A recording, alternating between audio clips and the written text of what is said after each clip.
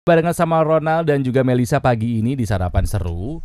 Udah gak sempat ganti nama ya Mel ya. Harusnya kan Romel, tapi gak enak. Udah Enaknya, roti aja. Enaknya roti tahu tuh. Ronald Tike tanya hukum. Meskipun Lagian gak ada Romel gak Tikenya. enak. Udah roti aja. Rosa, Ronald Melisa. Rosa.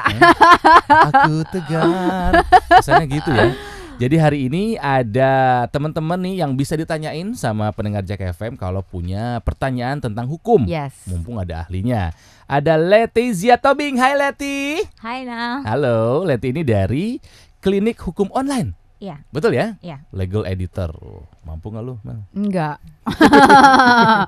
Nama belakangnya Tobing. Kenapa? Kebanyakan pengacara. Oh.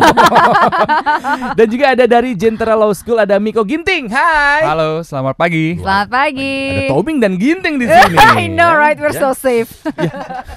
Iya ini nih. Tadi pagi ketika gue bilang bahwa akan ada ahli-ahli hukum ke sini ya, yang mau punya pertanyaan soal hukum boleh tanyain. Ya gue bilang gitu, mention aja di @101 Jack FM. Kalau ini mah bukan hanya nge-mention tapi langsung nelfon. Nah, tadi namanya siapa sih, Bet? Vika. Vika ya. Vika nanya seperti ini nih. Gue sekarang sering banget bawa kendaraan pribadi. Terus sering banget ngelewatin jembatan layang yang tendean itu yang lagi dibangun. Ya, di bawahnya Ya kan. di bawahnya. Gimana kalau misalnya tiba-tiba ada kayak martil itu gimana Gue juga suka parno kayak gitu. Kepikirannya sama sih. Gue juga suka ke parno kayak gitu loh. Iya. Fik. Iya kan, nah itu gimana ya, maksudnya minta pertanggungjawabannya sama siapa kalau misalnya dia sampai kena mobil gue terus rusak, wah. Oh. Nah, kan pembangunan di mana-mana sekarang ya. Betul. Tuh, gimana nih Miko atau Leti nih kasus hukum seperti ini? Iya, kalau sebenarnya kan di Jakarta banyak pembangunan ya. Di Tendean ada pembangunan, kemudian Sampai Semanggi, Ciledug sono. sampai Ciledug juga ada pembangunan gitu ya. Sudirman Dan memang- Kacakadu. Betul, dan memang ada potensi misalnya kita lagi berkendara kejatuhan martil misalnya gitu Iya, ya. iya. Atau Amit-amit kejatuhan ya, Mik. Itu amin betul. Nah, bagaimana pertanggungjawaban hukumnya? Pertama, ada pertanggungjawaban terhadap barangnya dulu nih. Kalau misalnya ada martil jatuh kena mobil misalnya gitu, menimbulkan kerugian, maka itu bisa diminta ganti kerugian. Nah, kepada siapa? Nah, ada 4 pihak sebenarnya yang menjadi subjek tanggung jawab itu. Satu, misalnya kalau dia konstruksinya masih dalam tahap perencanaan, maka kita harus menyasar ke perencananya. Siapa nih perencananya? Harus kita cari tahu. Ya. Perusahaan apa dia? Oke. Konsultan apa dia gitu ya. Kemudian yang kedua, ada yang dinamakan dengan pelaksananya. Siapa nama pelaksana Proyek konstruksi itu, tersebut. proyek itu. Oke. Misalnya kan kalau kita di tendean ada tuh pelang dan sebagainya Iya. kan, PT ini atau apa gitu. Iya, Berarti iya. dia pelaksananya. Nah, yang ketiga soal pengawasnya. Siapa yang mengawasi itu proyek itu? Kemudian Kalau yang pengawas itu biasanya yang ngasih kerjaan atau gimana? enggak, biasanya kalau ada pembangunan, kemudian ada pelaksana, pasti ditunjuk ada pengawasnya. Oh, oke. Siapa yang Bukannya- akan melaksanakan safety procedure dan Bukannya sebagainya gitu. pengawas kita itu Tuhan. Ya, harusnya begitu sih. Tapi ini kejadiannya mungkin martilnya martil Thor juga gitu. Aku tidak menyangka kalian akan menjawab seperti itu.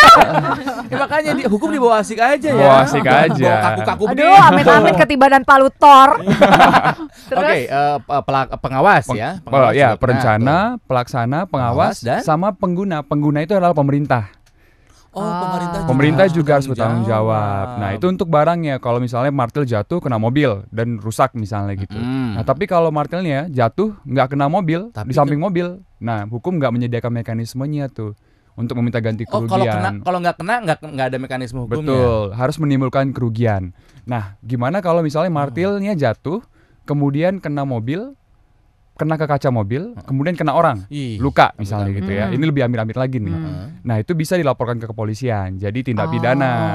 pidana. Jadi kelalaian yang Kalau menyebabkan menyakiti luka-luka. kita gitu. Betul. Oke. Atau misalnya Kalau martil jatuh, kemudian kena kaca, kemudian meninggal orangnya. Astaga. Nah, itu juga tindak pidana kelalaian yang menyebabkan matinya orang. Gitu. kalau martilnya jatuh nggak kena mobil, tapi orangnya kaget dan latahan. Terus itu sakit jantung.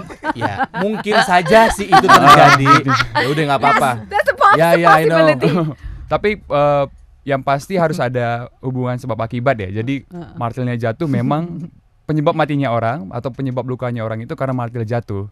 Nah, itu memang harus ada pembuktiannya gitu. Oke. Tapi setidak-tidaknya kalau kena barangnya ada mekanisme ganti kerugian, dan mekanisme ganti kerugian itu nggak hanya satu orang gitu. Misalnya nggak hanya martil nih jatuh, misalnya jalannya jatuh gitu, kena 5 mobil Nah 5 orang ini bisa secara berkelompok minta ganti kerugian tuh Oke. ke orang yang bertanggung jawab tadi, apakah dia perencana, apakah dia pengawas pelaksana ataupun pengguna jalannya Oke. gitu. Tuh kan bisa dijelaskan Pinter ya dengan dia. cara yang sederhana. Pinter ya dia. Pinter. Bisa menjawab keparnoan kita semua.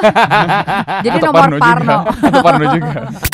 Musik terbaik di Jakarta. Jak FM 101.